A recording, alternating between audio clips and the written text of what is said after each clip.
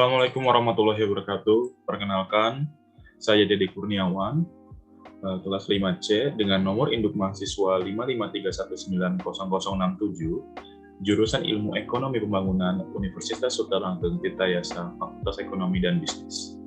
Di sini, saya akan mempresentasikan tentang studi kelayakan proyek kawasan industri Tanjung Enem yang bertepatan di Provinsi Sumatera Selatan. Bisa kita lihat ini merupakan konsep gambar utama atau konsep gambar pertama yang di kawasan industri Tanjung Enem, Provinsi Sumatera Selatan.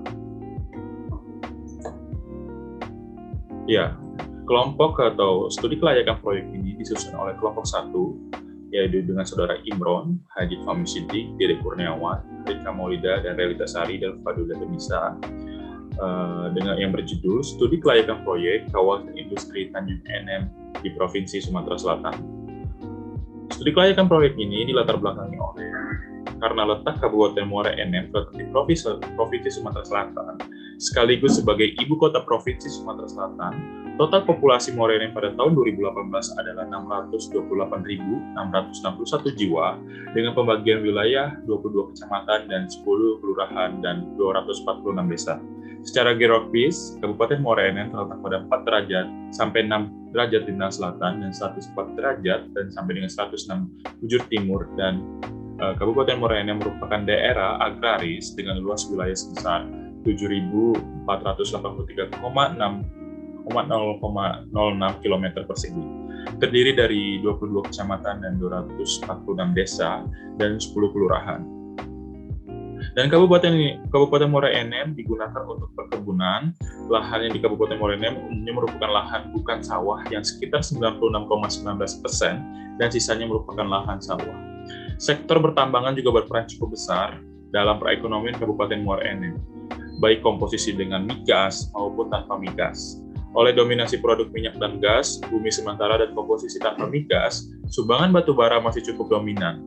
Jumlah produksi batu bara pada tahun 2010 tercatat sebesar 11.948.767 ton atau naik sebesar 3,54% dari tahun lalu yang mencapai 11.540.720 ton. Walaupun produksi briket batu bara turun sebesar 88,64% dibanding tahun sebelumnya. Ini menjadi latar belakang mengapa kita memilih studi kelayakan proyek kawasan industri Muara Enem, karena emang sektor unggulan dari Kabupaten Muara Enem atau Tanjung Enem ini yaitu sektor pertambangan meliputi batu bara dan produksi briket.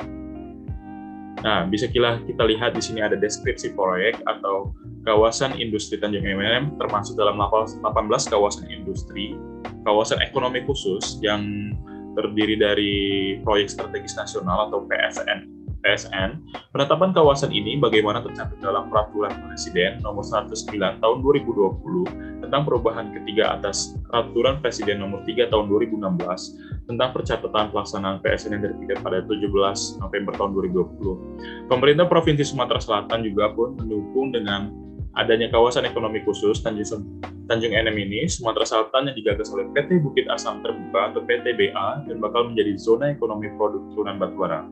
Kawasan industri Tanjung Enem diberi nama Asam Consolidated International Estate (ICDAI). PT Bukit Asam Tbk atau PTBA akan membangun kawasan ekonomi khusus di Tanjung Enem, Kecamatan Lawan Kidul dan Tanjung Agung di atas areal sebesar 1.500 hektar dengan estimasi biaya pertama 1 miliar sampai dengan 1,5 miliar US dollar. Dengan adanya kawasan industri Tanjung Enem, diharapkan mampu berdampak positif terhadap perekonomian Sumatera Selatan dan mampu menambah pasokan energi dalam negeri dan mengurangi impor sumber daya energi. Kita bisa lihat di sini ada tabel deskripsi proyek dengan nama proyek yaitu Kawasan Industri Tanjung Enem dengan total investasi sebesar 45,9 triliun rupiah, skema pendanaan oleh BUMN atau Badan Usaha Milik Negara, lokasi di Provinsi Sumatera Selatan, penanggung jawab Kementerian Perindustrian, rencana mulai konstruksi tahun 2019 dan rencana mulai operasi tahun 2021 dan status akhir penyiapan. Bisa kita lihat di sini ada metodologi penelitian, waktu dan tempat penelitian evaluasi kawasan industri Tanjung Enem dilakukan pada tanggal 2 sampai 24 November tahun 2021. Sumber data berasal dari data sekunder dan studi pustaka. Data sekunder merupakan data yang diperoleh dari instansi pemerintah setempat, sedangkan studi pustaka diperoleh dari literatur. Metode pengambilan data dalam penelitian ini adalah dokumentasi, yaitu dengan mencari data dari situs web pemerintah dan berita dan jurnal. Analisis data atau analisis tiga pendekatan utama, yaitu adanya pertama net present value atau NPV, internal rate of return atau IRR, and benefit cost ratio atau BC ratio. Oke, kita bisa lihat ini adalah manfaat aspek ekonomi dan finansial apabila kita asumsikan secara tabel output dan harga penerimaan atau total revenue yang didapat. Pertama, kalau misalkan kita ada output urea, sumber daya urea, jumlahnya 500.000 ton dengan harga sebesar 12.320.000 per ton atau 12.320.000 ton, bisa dapat penerimaan sebesar 6,1 miliar. Dan terus disusul dengan gas, dimetil, polypropylene, dan produk lainnya. Dan hasil akhirnya sebesar 18.135 miliar rupiah yang akan didapatkan oleh total revenue manfaat aspek ekonomi dan finansial di proyek ini. Nah, ini bahan selanjutnya yaitu bahan baku atau batu bara dengan jumlah unit 4.500 ton batu bara dengan estimasi biaya rupiah yang didapat atau revenue yang didapat sebesar 10,1 miliar dan menyerap tenaga kerja lebih dari 1.500 orang dan mendapatkan revenue dari pekerja tersebut sebesar 450 juta dan perawatan dan pemeliharaan sebesar 2,3 miliar dan lainnya sebesar 800 juta rupiah, dan estimasi total yang akan didapat dari manfaat aspek ekonomi adalah sebesar 10,6 miliar. Oke, berdasarkan ini interpretasinya, berdasarkan tabel di atas dapat disimpulkan kawasan ekonomi khusus Bukit Asam yang akan dibangun itu akan menjadi industri hilirisasi batu bara pertama dan terbesar di Indonesia. Arifian memperhitungkan pabrik gas dan pukul yang diharapkan mulai beroperasi di tahun 2022 ini akan dapat memenuhi kebutuhan pasar sebesar 500.000 ton urea per tahun dan 400.000 ton gas di melting ether atau DME sebagai tahun, 400.000 ton gas di DME dan pengganti LPG per tahunnya, dan 450.000 ton polypropylene jenis plastik yang tidak berbau dan tahan terhadap bahan kimia pelarut per tahunnya. Dengan target pemenuhan kebutuhan sebesar itu, diperkirakan kebutuhan batu bara sebagai bahan baku sebesar 9 juta per ton per tahun termasuk untuk mendukung kebutuhan batu bara bagi pembangkit listrik. Nah, tentu saja keuntungan yang akan didapat kabupaten ini banyak sekali dalam kaitan aspek ekonomi yang akan didapat. Yang paling mudah dilihat jika semua rencana ini berjalan akan banyak tenaga kerja lokal terserap. Menurut kabar dalam pembangunan dibutuhkan hampir sekitar 50.000 tenaga kerja. Keberadaan kawasan ekonomi khusus Bukit Asam juga dipastikan akan memicu pertumbuhan investasi daerah karena sebagai sebuah kawasan dengan keunggulan geoekonomi dan letaknya yang strategis serta sebagai berbagai fasilitas yang melengkapinya akan memancing minat investor datang terutama di bidang industri dan perdagangan sumber daya energi. Oke, ini hasil perhitungan kita dengan asumsi bunga sebesar 10,5% per tahun dan rata-rata laba bersih per tahun sebesar 8 triliun, maka diperoleh net present value dalam 20 tahun sebagai berikut.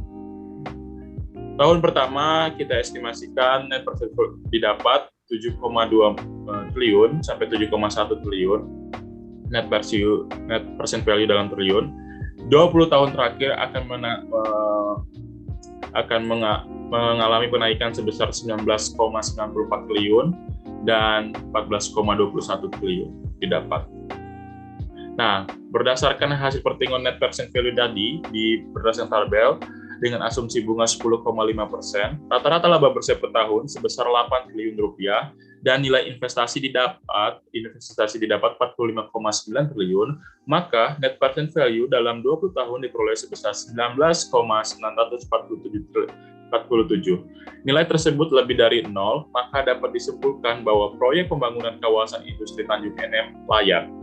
Untuk hasil perhitungan internal rate of return atau IRR dengan tingkat bunga 12% diperoleh hasil sebesar 14,213. Dari hasil tersebut, nilai IRR lebih dari 0, maka proyek pembangunan kawasan industri Tanjung NM layak.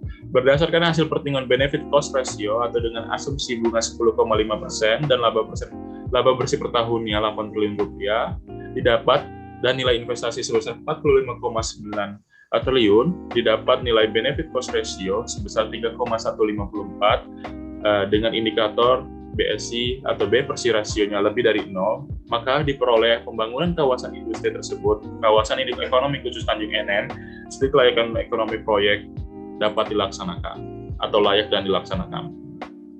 Kesimpulannya, perhitungan net present value sebesar 19,947 yang artinya lebih dari 0, bahwa kawasan tersebut layak sebagai dibangun untuk kawasan industri studi kelayakan proyek.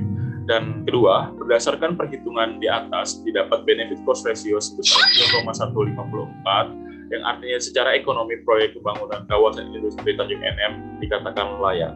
Dari hasil perhitungan di atas diketahui bahwa nilai IRR sebesar 14,21 lebih dari social discount rate sebesar 10,5%.